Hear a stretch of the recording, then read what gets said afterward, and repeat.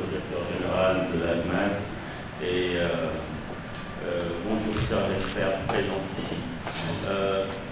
Mesdames et messieurs, distingués invités, chacun en son rang et qualité, permettez-moi au début de mon propos de remercier l'ADMAT d'avoir pris cette initiative urgente de réunir tous les acteurs de l'eau en Afrique pour créer une dynamique, une synergie autour des services climatiques. Ce premier pas vers une stratégie concertée et inclusive sur les services climatiques aura le mérite, j'en suis sûr, de prendre en compte toute la chaîne des valeurs sur l'eau et autour de l'eau et du changement climatique en Afrique, afin d'apporter une résilience durable et efficace qui aura des impacts positifs sur la lutte contre notre vulnérabilité climatique. Les ressources en eau en Afrique subissent des pressions croissantes résultant de la variabilité climatique extrême, de la croissance démographique et de l'augmentation de la demande d'eau provenant d'utilisateurs en concurrence. L'eau est reconnue de plus en plus largement comme une ressource d'une importance stratégique pour l'Afrique et pour l'économie des pays africains, étant un intrant essentiel dans divers secteurs d'activité tels que l'agriculture, le développement industriel, les industries extractives et la production d'énergie électrique. Une gestion efficace des ressources en eau ainsi que leur développement sont donc susceptibles de contribuer à la sécurité alimentaire, à la création d'emplois et à l'atténuation de la pauvreté, qui sont toutes des composantes fondamentales du développement socio-économique de base. L'Afrique aujourd'hui concentre l'ensemble des enjeux démographiques, environnementaux et climatiques de la planète. Elle devra redoubler d'efforts pour renforcer sa capacité d'anticipation et de production de connaissances pour servir les usagers climatiques que sont les agriculteurs, les pêcheurs et autres usagers de l'eau sur le continent. Pour ce faire, il est vital que l'on s'approprie les nouvelles technologies pour apporter des réponses rationnelles, mesurables et reproductives afin d'optimiser les services climatiques à l'endroit de nos États et de nos populations. C'est une question de survie. L'Afrique doit trouver des outils d'adaptation au changement climatique susceptibles de réduire les risques des catastrophes climatiques à travers une politique continentale de collecte de données, de conception collaborative d'outils technologiques capables de mettre en place une plateforme d'échange, de gestion et de partage de connaissances qui permettra une anticipation et une prise de décision efficace. En ce qui concerne le RAOB, le Réseau africain des organismes de bassin que je représente, je voudrais, si vous le permettez, rappeler quelques actions et résultats importants pour ceux d'entre vous qui découvraient ce réseau. Créant en juillet 2002 pour renforcer la coopération entre les organismes de bassin en Afrique, le RAOB est avant tout une manifestation de la volonté de l'Union africaine qui, en 2000, a souhaité la création d'une fédération des organismes de bassin africains, devenu depuis lors le Réseau africain des organismes de bassin. Au fil des années, nous avons pu mettre en place un socle de gouvernance du réseau et justement proposer des services aux organismes de bassin dans le cadre du renforcement de capacité sur le financement durable, sur la gouvernance institutionnelle, les systèmes d'information sur l'eau en Afrique, à travers notre plateforme que nous avons mis en place qui s'appelle le SADIO, le système africain de l'information sur l'eau, et également la gestion intégrée des ressources en eau, qui sont bien d'autres activités qui seraient longues d'énumérer ici. Grâce à l'appui des bailleurs de fonds comme l'Union européenne, le Fonds mondial pour l'environnement, la Banque africaine de développement et bientôt la coopération suisse qui nous accompagne dans le cadre de l'élaboration de notre plan d'action, le RAOB continue de consolider les acquis de la coopération transfrontalière avec des enjeux de plus en plus complexes liés aux objectifs de développement durable, à l'agenda 2063 de l'Union africaine, liés au droit universel d'accès à l'eau potable, à la sécurité alimentaire, la lutte contre le changement climatique et la prévention des conflits autour de l'eau dans l'avenir. D'ailleurs, notre plan d'action pose déjà les bases dans ce contexte. Cette rencontre, donc, je l'espère, permettra de vrais échanges sur nos outils de gestion, de connaissances et de l'information sur l'eau, qui nous donneront à tous des nouvelles perspectives d'appropriation et de compréhension des enjeux des services climatiques en Afrique, particulièrement pour les organismes de bassin que je représente, mais pour tous les acteurs ici présents qui travaillent dans les questions d'anticipation climatique et de réduction des risques de catastrophes naturelles. Encore une fois, je remercie l'ACMAD pour son leadership et le gouvernement camerounais, car les enjeux du changement climatique nécessiteront une approche collaborative entre les experts en climat et les usagers qui sont les principaux bénéficiaires. Je souhaite bon vent à cette initiative en espérant une réunion fructueuse pour l'ensemble des organisations présentes ici à Yaoundé. Merci beaucoup, je vous remercie de votre attention.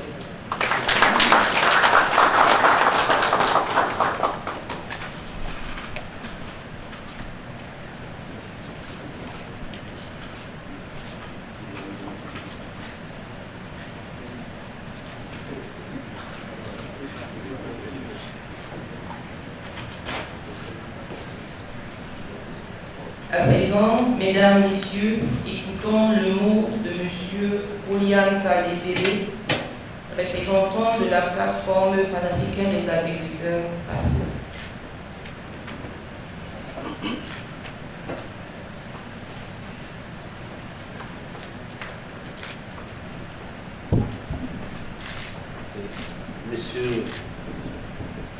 Excellence, Monsieur le ministre du Transport,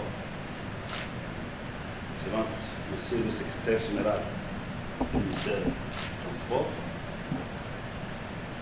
Monsieur le représentant de l'Union africaine, Monsieur le directeur général du Centre africain pour les applications de la météorologie au développement,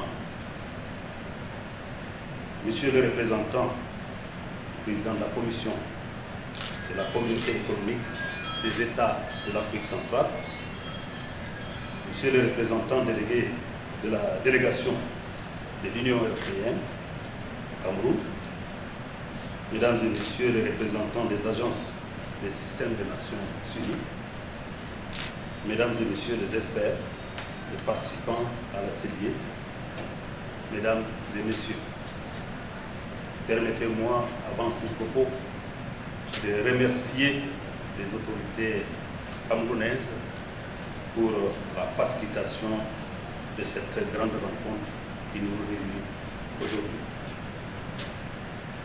Mesdames et Messieurs, je voudrais simplement vous présenter la PAFO.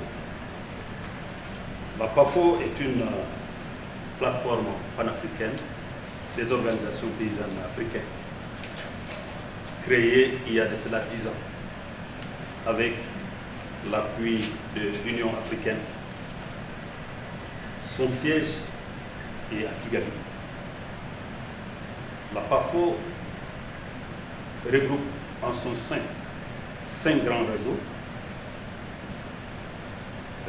La PROPAC, qui est la plateforme régionale des organisations paysannes de l'Afrique centrale, l'Europa, qui est le réseau des organisations paysannes de l'Afrique de l'Ouest, l'UMNAGRI, qui est l'Union maghrébine des organisations paysannes du Maghreb. Vous avez IAF, qui est aussi une plateforme des organisations de l'Afrique de l'Est, et le SACAO, qui est donc la plateforme des organisations paysannes de l'Afrique du Sud. Mesdames et Messieurs, la PAFO, sa vision est donc d'arriver à une agriculture paysanne entreprenante qui assume des fonctions économiques, sociales, culturelles et écologiques.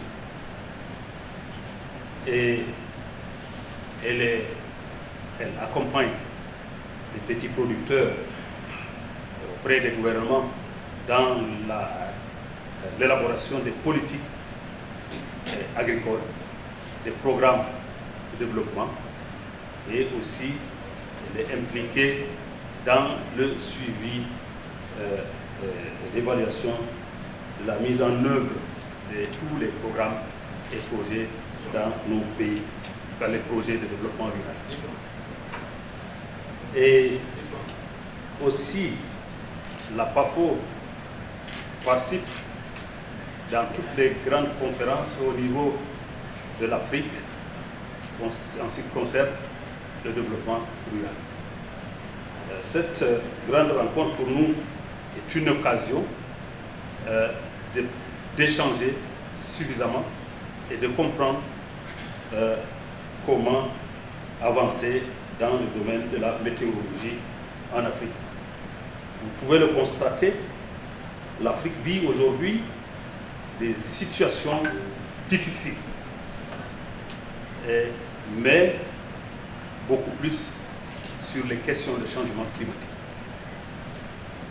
Et donc, pour nous, cet outil continental doit nous aider à prévenir et à avancer dans le développement rural, dans la production agricole. La PAFO souhaite que l'Afrique puisse produire les 80% de son alimentation au niveau local. L'Afrique ne doit plus continuer à tendre les mains pour avoir les céréales de l'extérieur. Nous avons besoin de produire nous-mêmes ce que nous devons consommer. La PAFO pense qu'il faut beaucoup plus parler de la souveraineté alimentaire dans nos pays. Et donc c'est pour cette raison que nous pensons que ce grand atelier doit nous permettre de définir de grandes orientations pouvant aider le monde rural africain, les paysans africains à produire dans chaque village les 80% de leurs produits de consommation. Mesdames et messieurs, je ne saurais terminer sans remercier encore le gouvernement camerounais à travers son Excellence, Monsieur le ministre du Transport, pour toutes les facilités faites à notre égard. Je vous remercie.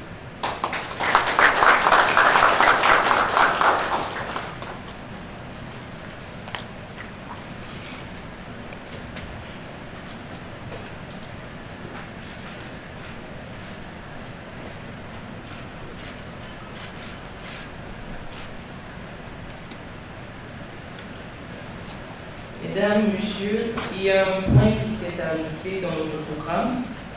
Juste après le mot de Monsieur le directeur général du Centre africain pour les applications de la météorologie et du développement, nous écouterons Monsieur le représentant de l'Organisation météorologie mondiale. À présent, nous vous invitons à écouter le mot de Monsieur le directeur général du Centre africain pour le développement, du Centre africain pour les applications de la météorologie au développement APMAT.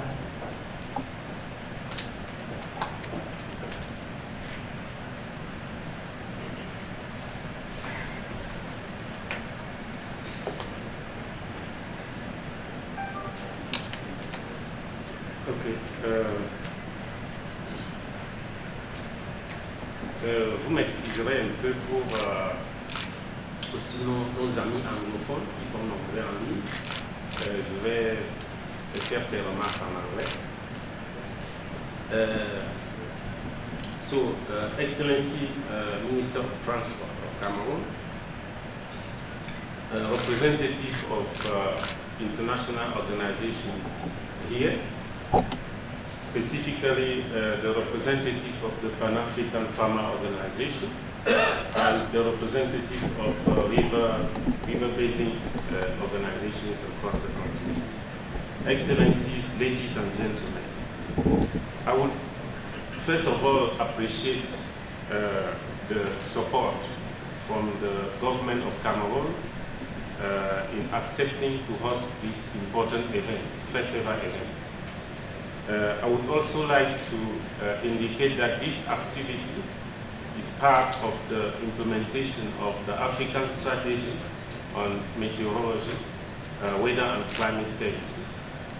And it is the first pillar of the global framework for climate services. As you all know, we are facing a lot of challenges related to climate and climate change across Africa.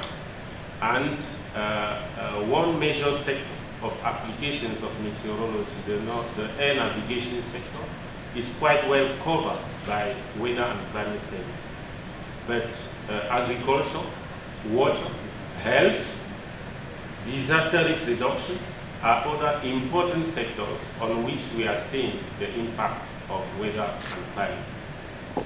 At the global level, the World Meteorological Organization, indicated earlier by the Master of Ceremony, have set up a global mechanism to generate weather and climate information, and has developed the cooperation needed for this global information to trickle down to the level of our farmers.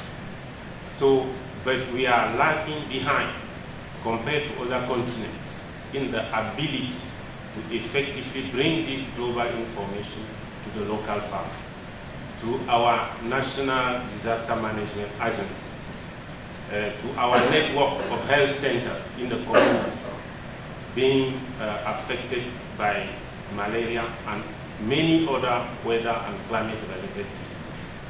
So the main goal of this workshop is to support the process towards building an effective and efficient user interface platform for climate services on 4 key sectors. The first sector is agriculture. As you know, our food security relies heavily on agriculture. We are losing up to 30% of food production due to bad weather during harvesting and food conservation. We are having 2%, up to 2% of the total population of a country like Niger in 2020 was affected by floods. And the projections are indicating that these figures will go higher. So the meteorological community in Africa, at the national level, at the regional level, and at the continental level, have a challenge to fight against these significant impacts of climate change. So the challenge before us is to come out on Friday from this event with 2 key documents. The first document will be the terms of reference of the 4 user interface platforms we indicated: water, agriculture, health, and disaster risk management. The second would be the plan of action of each of these platforms. And the third will be the rules of procedure of these platforms. So that is the challenge before us. And I thank you all for coming. And let's work together to deliver on this at the end of this event. Thank you so much.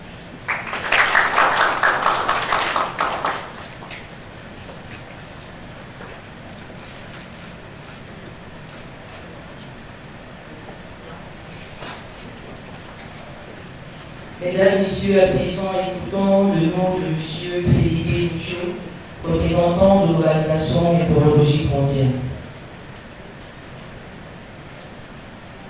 Well, thank you very much, Madam Moderator.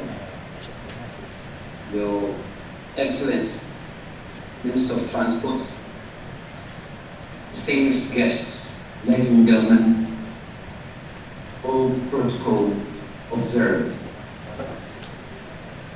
I'd like to start by extending